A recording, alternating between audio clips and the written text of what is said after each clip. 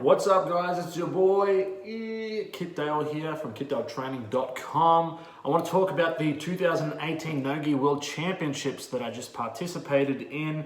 I want to tell you how I felt, how I did, and what went right and what went wrong. First off, I was a little bit nervous, and not so much because of the competition itself, because of what happened prior to the competition. Now, as the people that know me know, I've been traveling for the last 2.5 years since I come back from having a 2-year layoff from jiu-jitsu with the knee reconstruction. I've been competing, but I have not been able to train properly for most of those competitions. So I go in there unfit, and usually I have to be very passive and I have to slow the whole game down and hope that they don't push the pace too far that I run out of energy. So I have to play a very methodical game, which has been good because it's allowed me to become very technical and play more of a mental strategy than what I had in the past. But this competition was the first time in 3.5 years that I trained consistently before the competition. A month out, I was training twice a day. I would do jiu-jitsu once a day, and I would go for a run or do some kind of like push-ups and conditioning the other time of day, all the way. So I did that for 2 weeks until this happened. Bang. Motherfucking spider bit my motherfucking knuckle. And I'm lucky that I was in America and not Australia, because I'd probably be dead by now. So this happened, and it happened really fucking quick. And within a day, it swelled right up, and the skin on top was basically, it went grey and it started eating itself from the inside out, which was bad. The good thing was I did get some superpowers, okay? I was able to see things coming, probably 1 millisecond faster than what would normally happen. So that was a really cool thing. Otherwise, I couldn't fucking climb any walls or anything like that. So no other cool powers happened at all, and I didn't get invited to the Avengers, which fucking sucks. But the problem was it really put me out of training for, I think I trained once in 2 weeks before the match, which was really annoying. I was on really strong antibiotics. They gave me two times the dosage, and they also gave me a needle in the ass. To be honest, I'm pretty sure the doctor just wanted to see my glutes, but they gave me that anyway. I don't even know what the fuck it was. But it really kind of hit me pretty hard, and I was fairly lethargic until 3 days ago when I come off of it, and I felt a little bit better. But because I had that, I put a bit of pressure on myself because I was training before that. And so I was like, you know what, I'm going to win this one. Yeah, I'm usually going in there like, okay, I'm just going to go and have fun and see what happens. But I was like, you know, this time I can fucking win because I have conditioning.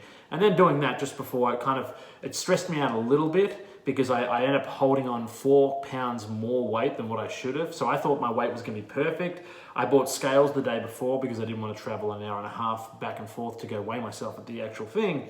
And I checked my scales, and I was 192 pounds, and I was meant to be 188.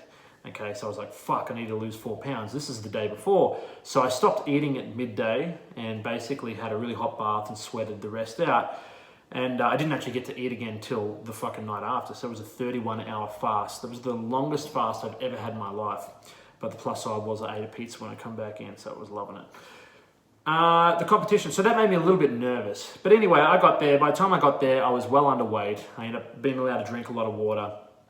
And my first match was against someone, Machado, and he was from Checkmate. And that match went really well. I was able to control the pace. I took him down a couple times and ended up choking him with the same choke that Hoist Gracie used, I think in UFC 1, where from half guard and they turtle and then you choke them anyway.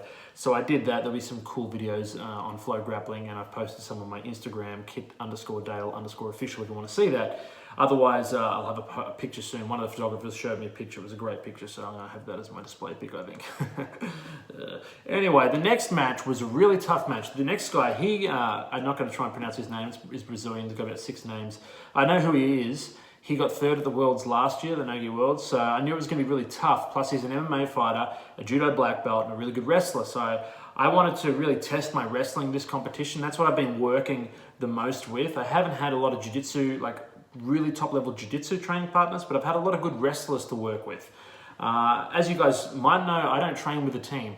I train with a group of friends that we get together. They're all part-time grapplers or MMA guys or fighters, and they basically have their own business. They're very successful in business. Some of them are actors, some of them are real estate And we get together, 3 times a week, probably, each one of them will train 3 times a week. So I try and get them to train with me when I can. That's my training session. Of course, it would be much easier if I had a big team that I could train with me twice a day, but it's not the way it is. So I'm not going to, sit there and talk about that. I like these guys and I prefer to train with them anyway.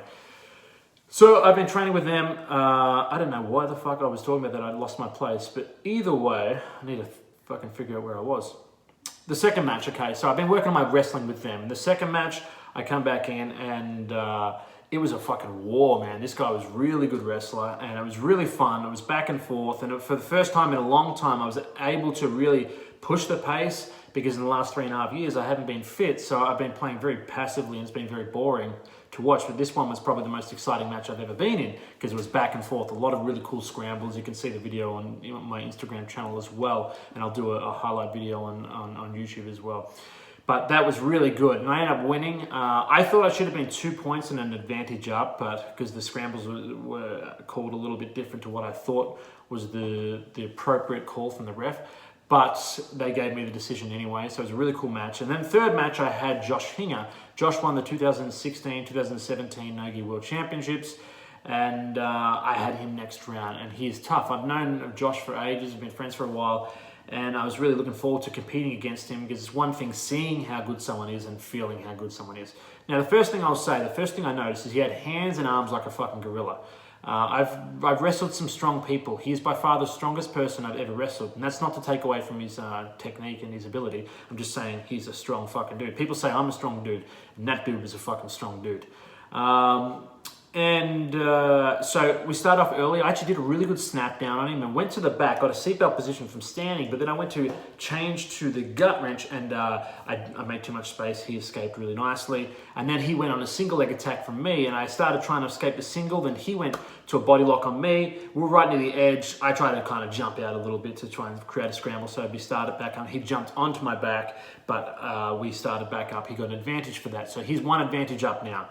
And now there's about 7 minutes left, and he was very strong. And I was thinking to myself, he's either fucking ridiculously strong or he's using a lot of strength, and that's going to cost him in the later minutes. I was lucky it was the strength thing, because as the time went on, I felt he started slowing down. I noticed he was sort of shaking his arms out, and he was frustrated because I think he was full of blood. And I felt pretty good still. So I started trying to pick it up at the end. I was waiting for a few things. I was trying to sort of see what he gives me. And there was a couple of things that I thought I could attack on, but I was waiting for the right time. The problem was when it got to about 2 minutes, and I'm very calm and I'm very relaxed with this kind of stuff. I don't stress out. I'm very confident that I get the takedown in the last second if I need to. So I believed in myself enough to be very, very relaxed and very calculated. But when it happened to about the 2 minute mark, he changed his approach from attacking and went a bit more defensive, which kind of threw off all the ideas I had. And then I had to kind of reshape all these ideas and formulate different things. And the only thing I ended up coming up with, I was like, okay, he does utilize an underhook with his right hand. I could go underneath and fireman carry. The problem was when I did do that, there's about 15 seconds left. I grabbed the leg. I didn't hold the back arm strong enough. Where if I hold the back arm strong enough, they go over the top. He probably saw it coming a little bit and exploded out. I missed that arm. I went to a single leg, and then I was going to try and take the single leg down, but he put me in a guillotine on the way down, which meant I couldn't get the points for the takedown unless I escaped my neck. Now, the guillotine wasn't tight. I had my hand like very quickly. It wasn't tight, but it was enough to keep my head in there for 10 seconds, meaning that we both got an advantage. He got an advantage for the guillotine. I got an advantage for the takedown, and he ended up winning on that. I don't think he deserved an advantage for the guillotine. Okay, I think I should have kept the advantage, but he shouldn't have got the advantage for the guillotine. But I would have given him a decision because he was attacking more during the match than what I was. I was a bit more passive, so I would have given him the match regardless. But that's just my thoughts on it. So it was really good. It was a lot of fun. This was the most fit I've been for a competition in a long time. And I know that if the 2 weeks before that I wasn't bitten by fucking Spider-Man, I probably could have been fit enough to really push the pace even more. And that little difference makes a big difference in the long run. So I'm looking forward to getting another training camp for a competition like this and seeing how much that helps. But it definitely helped compared to my last matches. I know if I went out in this competition against someone like Hinger or the guy before, with my fitness from that, they would have ran all over me. There's no way I would have won. So it helps a lot. It was a lot of fun. If you guys have any questions or about anything, I do these videos all the time. So not so much breakdowns of my matches and stuff, but a lot more of talking about the psychology of learning and theory and everything that's mental, that in jiu-jitsu that people really don't concentrate on. A lot of people get very fixated with the application of things and the practical application, where I like to think of the theoretical stuff and the more of the mental games. So check out my other videos at kitdaletraining.com and my other videos on YouTube as well. Make sure you subscribe to my email list for all my new products. But if you haven't, check out the Art of Learning Jiu-Jitsu Volume 1 and 2. They've been my greatest seller so far.